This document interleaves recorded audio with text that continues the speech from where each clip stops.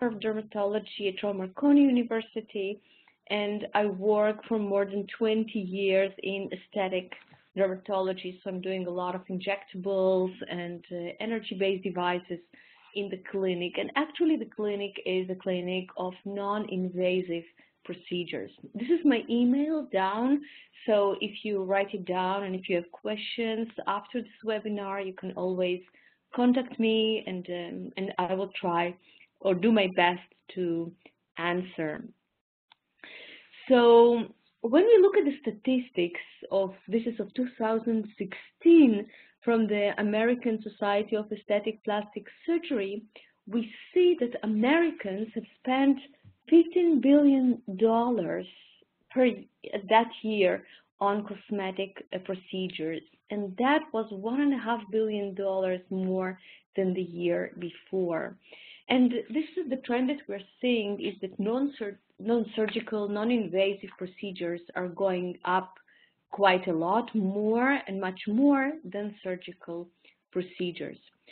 We saw that photorejuvenation went up by 36%, and non-surgical skin tightening, and this is what we will talk about, the E2 is in this category of devices, went up by 12%.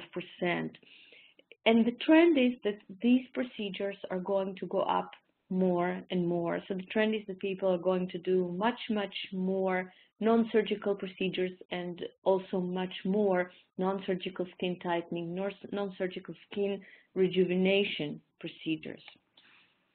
Now, when we talk about the changes that we see due to aging that we don't want to see, we talk, of course, about skin laxity, about sagging, we talk about wrinkles, about dyspigmentation with solar lentigenes, we talk about a rough skin surface, and also about volumetric changes. So many, many changes that we see when we age. And when we look and when we try to categorize all these changes, we know that there are actually 4 main factors that actually influence our facial structure when we age. So these are the 4 factors that actually give us this aged look. And the first one is volume loss. And of course, we know this very well. All of you who are in aesthetic dermatology or doing aesthetic procedures, cosmetic procedures, of course, we know that we use fillers to inject, to improve the volume. And as you all also know, we lose volume at all levels. So we lose it in the skin, and we lose it in the fat, and our muscles, of course, kind of degenerate, and our bones become osteoporotic and changes, and we have many, many changes in bone structure also with aging. And we can try to treat all these different changes by fillers. The other factor that really influences our facial structure is, of course, our contraction of mimetic muscles, how we move our face when we talk, when we are during the day. How we contract will also influence how we will look over the years. And we have learned that if we use botulinum toxin at certain areas, at certain muscles of our face or neck, we can actually improve and maybe prevent some of the changes that we will see with age. The other factor is tissue laxity. And tissue laxity is really something, of course, that we see, and we all know that when we are 60, we don't have the same skin as when we were 20. The structure of the skin is different. The collagen fibers are disorganized. There is the problem with elastic fibers. So there is actually a big, big change in our connective tissue. And to treat this connective tissue, we can actually use heating. We can use wound healing mechanisms to actually improve on this tissue laxity. And the E2 is a very, very good device to improve on that. So by heating tissue, we can actually improve on tissue laxity. And of course, the latest, or the fourth factor, is gravity. We all know that somehow we stand on this earth. And of course, we can use facelifts, we can use threads, or we can stand upside down, but also this is a very important factor. Now, if we want to actually treat all these factors, it is mostly not enough to treat by just one modality. So mostly for most people with aging, we need to treat a few modalities to be able to give the best result. And in this presentation, I would like to share with you how we combine E2, which is a radio frequency technology device, and how we combine it with pills, with fillers, and also with botulinum toxin to achieve the best results. So what is the E2? So the E2 is from Syneron Candela naturally. It's a fractional ablative radio frequency device that has two heads. One head is the sublative head, and that is the fractional ablative radio frequency head. And this is the head that I personally like the most. This is the one that we use most in our clinic, and that gives, in my opinion, really fantastic results. And also there is another head, and that is the sublime head, and this head combines bipolar radio frequency with infrared light, and that is also to add a little bit more tightening, actually to heat the tissue deeper and even more, and to get even more tightening than we can achieve with the sublative head. Now, just to let you know and to let you organize it in your head, what is radio frequency? Actually, we know that we're living actually inside an electromagnetic spectrum, and we have here somewhere in the infrared range we have the IPLs and the lasers. And when we look at radio frequency, we are on the other side of the spectrum, and these are longer waves with actually a lower frequency. So they are actually also part of this electromagnetic spectrum, but they are on the other side. Now, a radio frequency is actually a high frequency alternating electric current. And this current is able to actually induce heating in our tissue due to the resistance of our tissue to the resistance to the electrons that are there. So when we talk about RF, you know, RF is a big field. Radio frequency is a big field. We have a monopolar, we have bipolar, we have unipolar, but these are actually the three main groups. Now, just to let you understand, monopolar RF has one active electrode, and the other one is far on the other side of the body, and it is the passive electrode. And the problem when you use monopolar radio frequency technology is that the current has to pass through the body, so this may be a little bit problematic. The bipolar RF, and that is the technology that the E2 is using, is in a way safer, because when you have bipolar RF, the electrodes are always one near the other. So in this way, the current is limited to the area between these two electrodes, and therefore you're very sure where you are. And that is very good, because we need to be very safe when we treat, for instance, in the area around the eyes, okay, periorbital area. You have to know that your current is just staying where you are. So that is very, very important when we consider safety of the treatment. And that is in the bipolar RF technologies. There are also unipolar RF technologies. They work a little bit different. They actually have a radiation of some of the current, and that also works a little bit differently on the tissue. So we talk about bipolar radio frequency technology, which is very, very safe because your current is always between these two electrodes. And as we said, there is a resistance in tissue, and therefore we can have actually heating and biomodulation of our tissue and for the production of collagen, and thus improvement of tightening. So if we look here, and these are the pins of the fractional RF device, then your highest resistance will be at the upper parts of the skin, at the stratum corneum level, and so you will have a minimal ablation, and this is very nice because you are very, very minimally and ablative with this technology, but most of your current will actually flow. The current will flow into the dermis, and in the dermis, what you will see is more of a volumetric heating effect. And that volumetric heating is very, very good to get more tissue tightening and actually an overall improvement of your tissue. Now, when we talk about RF, we're talking about heating of tissue, right? We're getting temperature elevation, and so we are talking about a thermal effect.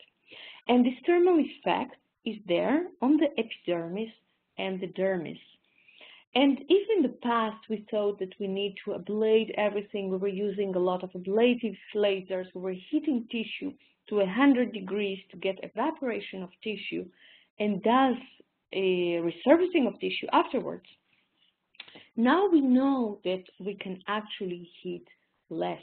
And we know also that if we heat to about 55 degrees, we will actually already see coagulation and thus destruction of chemical bonds with collagen denaturation.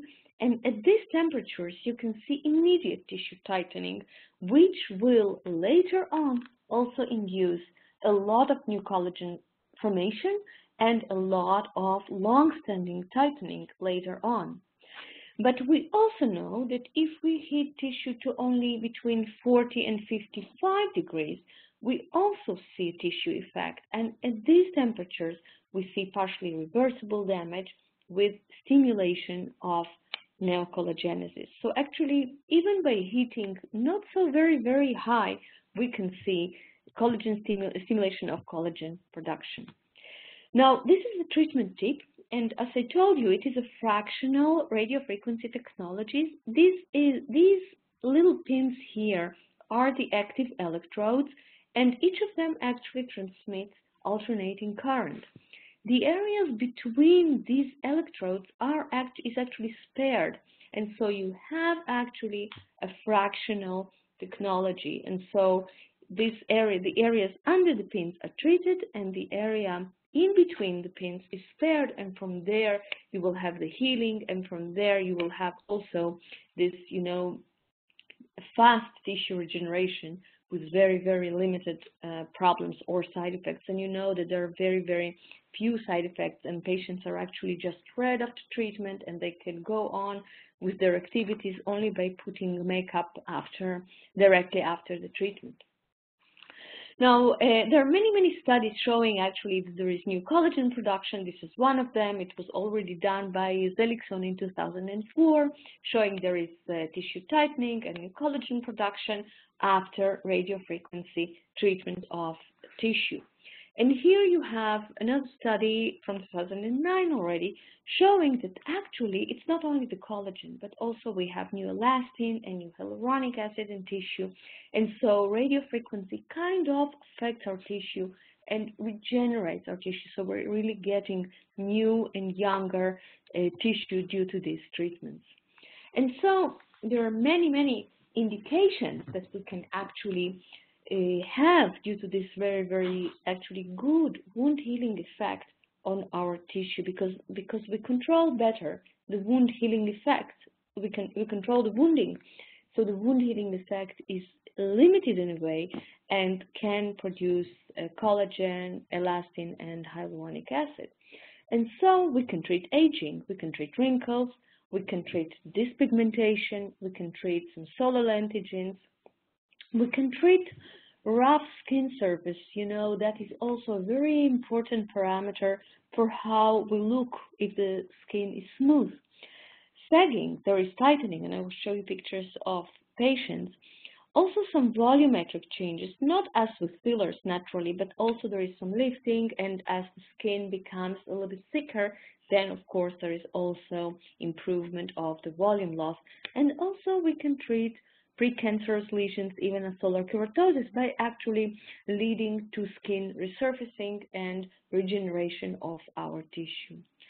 Now, other very, very nice indications are acne scars and acne, and we can do it maybe in the Q&A. If you would like, I can go in deeper on this subject.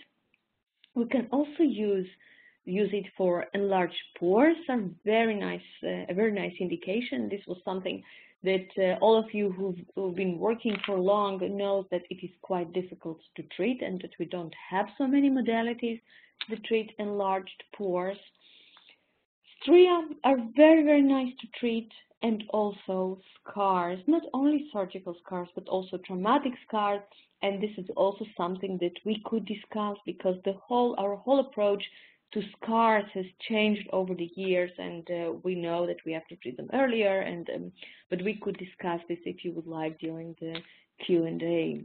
And the most and very nice part is that we can use fractional RF, so we can use the E2 also in the darker skin types. And really, I'm using different lasers, and PIH, post-inflammatory hyperpigmentation, is actually very, very rare with fractional RF. So you can actually be very, very quiet. If you use it even during the summer or with darker skin types, it's really, really easy to use, and the risk for PIH is very, very low. And not even that, but also sometimes we can treat PIH with fractional radiofrequency technologies. So it's actually a treatment for PIH in combination with Kligman formulation. So what I told you is that we have immediate tightening by heating, and here you can see immediate post, and you can show it to patients. If you do have a phase by the E2 device and you show them, they can see that there is an immediate tightening effect. Now this effect will go down, but after it will recover again, and tissue will be lifted to that level after a few treatments. So this is kind of a sign. If you see immediate tightening, it's kind of a sign that there is going to be some regeneration, some effect on tissue, because it is actually a sign of collagen degeneration and that something is happening in the tissue. And this is an example of a patient whom I treated in 2011, and this is how she looks before. And this was in September the same year after 4 treatments. And you can see she comes a year later in 2012, and she didn't do anything in between, but she had an even improved effect. And this was what I was telling you before, that there is actually new collagen formation, more tissue regeneration, and over time, the stimulation of collagen production and of regeneration is actually something that we see both histologically and clinically. And if we look at histologies, then this is an histology of a fractional RF device, and they showed here that here under the pin you have HSP 47, which is a marker for new collagen production, and if you look 3 months later, then you have actually also a new collagen production overall. So it's not only when we treat it, it's overall, and with time there is even more new collagen production. Now, another very, very interesting point, and this is something that I always like to discuss, is that this what I show you, that it takes time. And this is another article. This is a very, very nice reference regarding the molecular events of fractional radiofrequency. So after fractional radiofrequency, there is actually a mild elevation of some matrix metalloproteinases, those who are the catabolic ones, the ones who break the collagen. And relatively to a laser, there is actually more expression of the MMPs 13 and 9, which are the remodeling enzymes. So relatively to laser technologies, we actually have more remodeling, more building up enzymes then break down enzymes. And this is something that can in a way explain this very nice tissue tightening that we see even a few months after the treatment. Now, immediately after, this is how patients look. Mostly they're just a little bit red and they can put some makeup. And so this is really, really easy to do. And mostly we recommend patients to do it a few times, to actually come for a minimum of 3 treatments. I personally like patients to do 5 treatments, and each treatment between 3 to 4 weeks, better 4 weeks between the treatments. Now, so how to combine? So the first thing that I really like to do is to recommend patients who are coming for the E2 to also treat them with botulinum toxin. And the reason is, and this is an extrapolation from what we know from lasers, because this is a very nice publication. And in this publication, it was shown that if we pre-treat patients before laser at the area of the periorbital treatments by botulinum toxin, even 2 weeks before, the results will be better. They actually did a side-by-side study, and the results on the side that was pre-treated with botulinum toxin were much better than on the side that patients were not pre-treated. And I like to do it also with the E2, because the results, the long-term results of your treatment will be better even if you just use one-time botulinum toxin before this few treatments that they are going to do. Now, the other combination that I really like to do, and I do it mostly at the same time, is a superficial chemical peel. Now, what would be the rationale? Because actually we're kind of resurfacing the skin, so what would be the rationale? So my rationale is that when we use the E2, we actually mostly treat dermis and only very partly the epidermis. So only where your pins are touching the skin, only at that area you actually treat the epidermis. So when we treat dermis, we actually have very nice tissue tightening, very nice wrinkle reduction, but still the surface of the skin, it takes a few times to treat it. So it will take 3 to 4 treatments with the fractional RF before the surface is very smooth. Now, if we combine it with a TCA peel, and I personally like a lot the TCA, I use 20–25%, at the same time, actually your patients will already have this very smooth surface already after the first treatment. They will have a faster improvement. Actually, these 2 treatments really go well together, because you can imagine you go with the fractional RF into the depth and you treat all the superficial layers of the epidermis, stratum corneum, really, you know, the upper, mainly the upper parts of the epidermis, and maybe a little bit more you treat it, and then you get an even smoother appearance of the skin, which really makes people look much better, faster. So in this way, you really improve both on the tightening, but also on the surface of the skin, which is really important for how people look. Now, we've done a study with a colleague of mine, with Ophir Artsy, and we coined actually this treatment the radio peel, so we gave it a name. And we had 52 patients in 3 centers, and we've treated them by TCA and fractional RF and TCA. We had 3 different protocols, or only fractional RF. And actually the combination of these treatments was much superior to RF alone. And actually we did not have any longer downtime or side effects. And I personally like to do the TCA first, because you control better the TCA. And I think that it's much easier to do. You can also do the TCA after, but then you risk a little bit more of a downtime, because the TCA will actually go through the holes of the fractional RF of the E2 device. So in my opinion, for me, we do first TCA and then the fractional RF, but you can, you know, with time actually check what is better for you to work it out. It's possible both ways. Now, what you can see here, this is a patient who was treated with the E2 and then peel together with the fractional RF, and you can see that the skin is smoother. There's some improvement in this pigmentation. There's some tightening if you look at the lower face, and actually this is kind of nice. This is another patient, and she actually has another problem. She has some pores, and a little bit, her skin is not so smooth. So you can see that there is quite an improvement in her pores.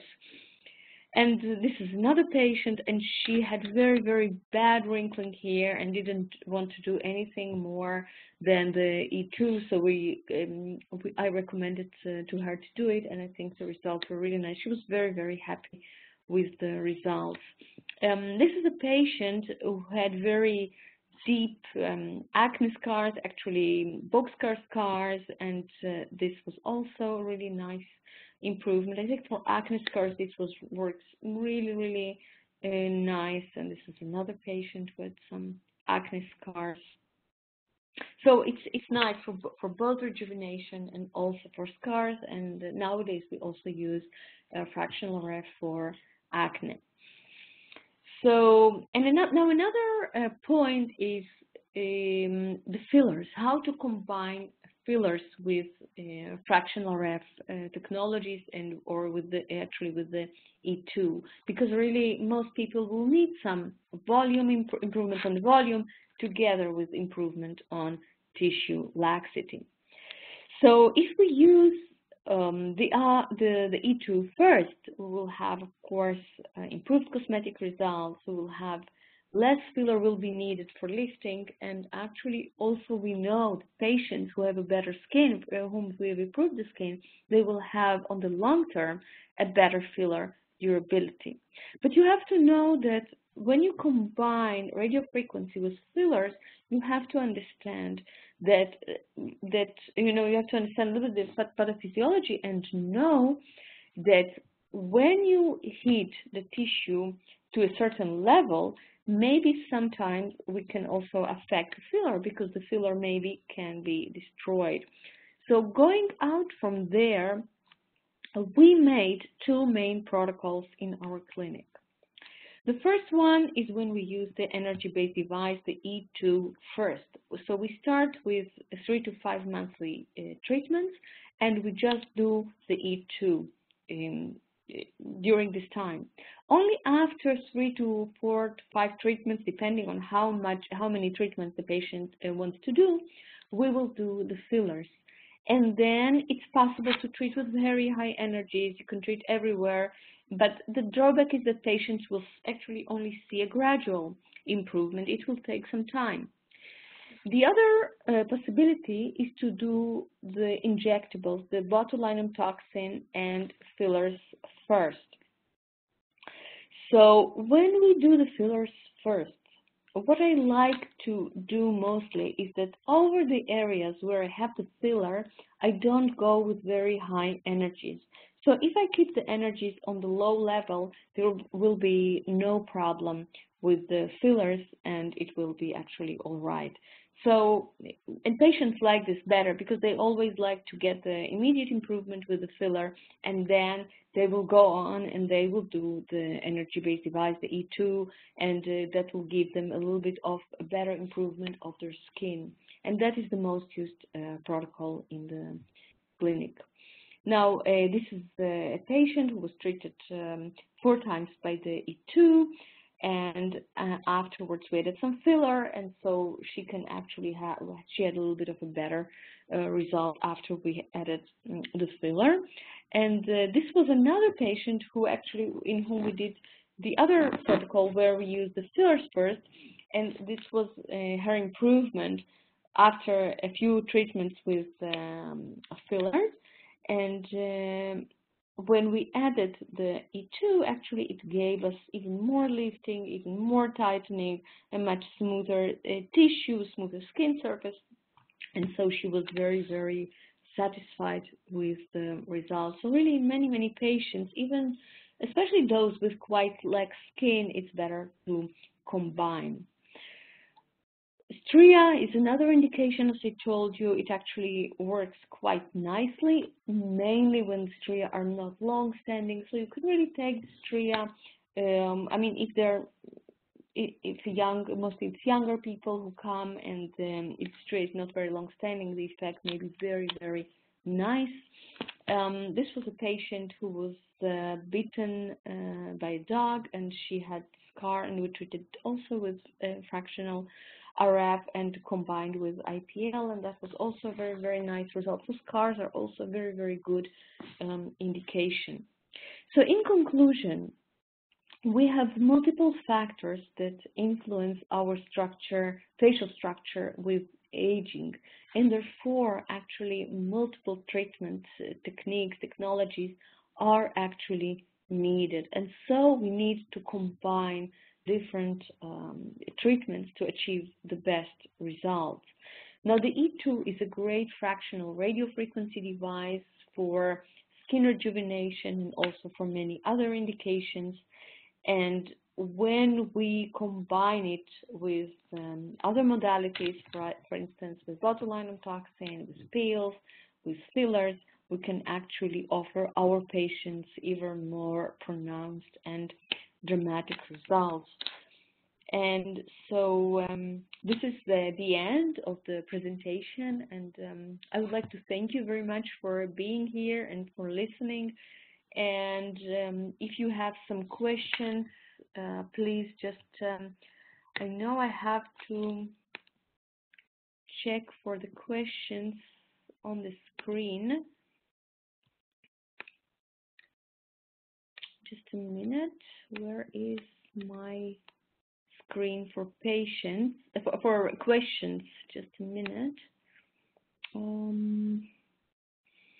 Samantha, do you see the questions? Because somehow I don't see them, maybe here. If you can end your screen for sharing. But I have two questions that I am seeing. So one of the questions is, what would be your best suggested parameters for sublative for pigmentation and wrinkles? So that's the first question. Yes. So personally, I prefer to be low when I start treating patients. It doesn't matter if it's for wrinkles or for pigmentation. The first thing that I do is, mostly the first treatment, I treat them quite low, or with low energies, and that will be in the 15-20 millijoules per pin energy. When I see that patients tolerate this well during the first treatment, then I can go up. Now, wrinkles, deeper wrinkles need higher energies. So if you really want to improve on wrinkles, you sometimes have to be higher, and then you go 30 or 40. So, and that will be depending on how much the patient can tolerate, because the tolerance of the patient is a very, if you're actually limiting factor when you treat. So personally, I don't like to treat patients with very high energies, but I think your limiting factor will be pain. Now, also for acne scars, we like to go higher with the energy. So for skin, for texture, for pigmentation, you don't need high energies at all. You can just use lower energies, and patients will be happy and satisfied. If you want to get rid of wrinkles, deeper wrinkles, and acne scars, you really do need to go the highest the patient can tolerate. That will be your limiting factor. So, just a minute, I don't see. Share, no. Share my, I don't know how to. So do you see maybe another question? Or I can, if you want, I can elaborate on acne and acne scars, or on scars. So if you would like... So another question is, would you perform the TCA and the E2 treatment on the same visit, or how long in between the two treatments? Oh, now I see the question. Great, great. So yes, I do it on the same treatment. I always do them together, and then you can decide if you want to do the TCA before the E2 or after the E2. I personally like to do the TCA just immediately before, but you can also do it immediately after. Now you have to know that if you don't have so much experience with TCA, it's better to do the TCA before because you control better the frosting, because you have to have experience with TCA as not to to control to know how it goes, to know the levels of frosting. You really do need a little bit of experience with that. But if you're a beginner, I would always do the TCA first and then the E2. If you have already a lot of experience with TCA, I think you can go the other way around and do the E2 before and then do the TCA after. But you have to know that you will really see very fast frosting, and you will see really how the solution actually, because it really goes through the little holes that you've made with E2. So if you want the solution to be deeper, for instance, for acne scars, that can be also a good way. But I always do them together, and the effect is fantastic. And you don't really need to wait between these treatments. I like to wait 3 to 4 weeks between two E2 treatments, but you don't have to wait between the TCA and the E2. They're fantastic together. So this I see, this one I see, and what I can also tell you, and that's also something very, very interesting that we have seen, is that also the E2 can be effective for acne. So we actually started using it for acne scars, and actually we have a very nice publication on it from our clinic in dermatologic therapy. We were one of the first ones to actually publish the effect of the fractional RF with the E2 on acne scars. But later we started also treating, because some of the patients who had acne scars also had acne. And what we saw is that when we treat the scars, then the active acne actually also improved. And that was a very interesting point. So with time, we also even started to treat inflammatory acne with the E2. And that is also really a nice treatment. It's very effective. You have to be with low energies, and after a few treatments, people really see a very, very nice result, not only on the scars but also on the active acne. So you have to know if in the past with those we have to first treat, the inflammatory acne, and then we can go on and treat scars. Now we know that we can actually treat them both together with this technology. So this was one. Any other? Would you do any other superficial peels? So I have another question. Would you do any other superficial peels with sublative? This is another question that we just got. So yes, you can. Personally, I just like to use TCA, and I use it a lot, and I have all the different concentrations in my clinic. And the reason that I personally like to use TCA is because you don't have to neutralize it. It's actually very, very controllable. When you have experience with, you're really in control, because you really see, you have to wait a little bit and see the level of frosting, but then you are fine. But yes, of course, you can use any other superficial peel. It shouldn't be a problem. The only thing is, I think you have to really, really know what you're doing, to know the solution, to really be experienced in each treatment separately, to be able to combine. But yes, you can do a glycolic acid peel or any other peel that you like together, and you can combine it, sure. And so that was another question. And maybe it's also interesting to say a few words about scars. Maybe that is also something that also we really changed our approach lately to.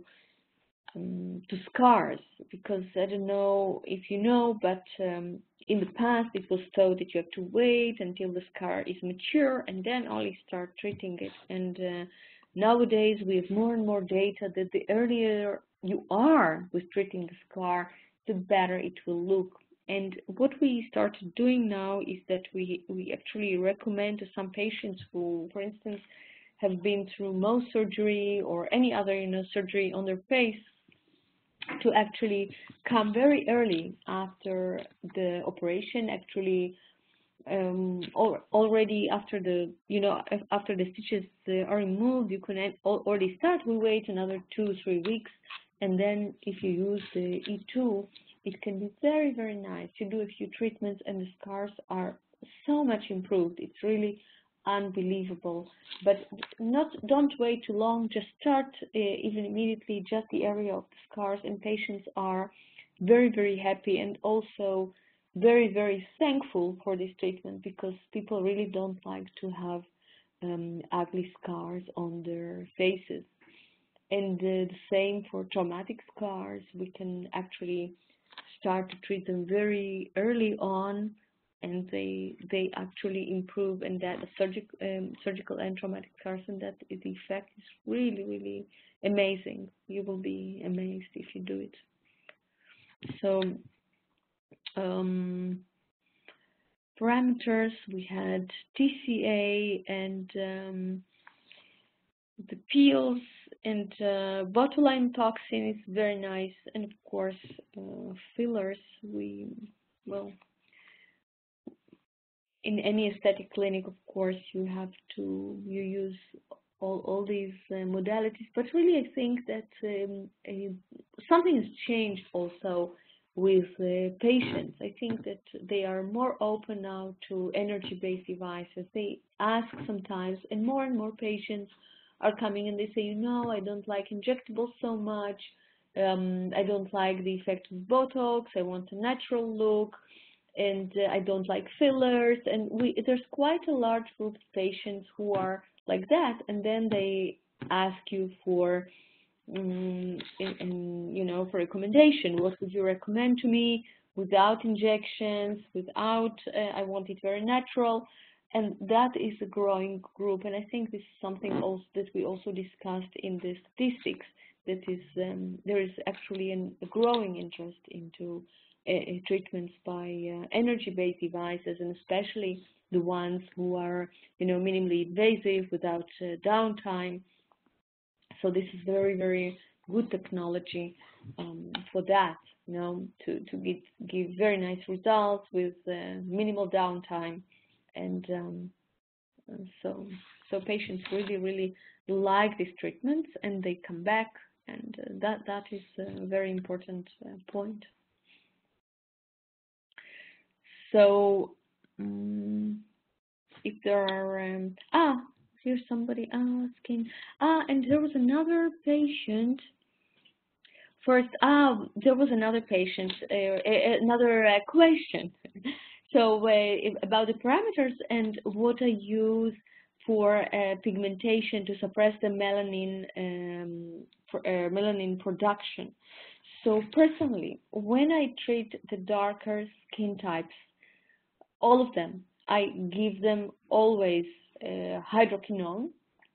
I know that in some countries it is a problem, but here, I mean, it's possible, in most countries it's possible to use it, and I give them I give it actually in the Kligman preparation, and then I use 6% hydroquinone with very, very low, it's a modified Kligman, very, very low retinoic acid, so not to get irritation, and a little bit of hydrocortisone, so that you don't have, so that the steroid in the formulation is very, very weak.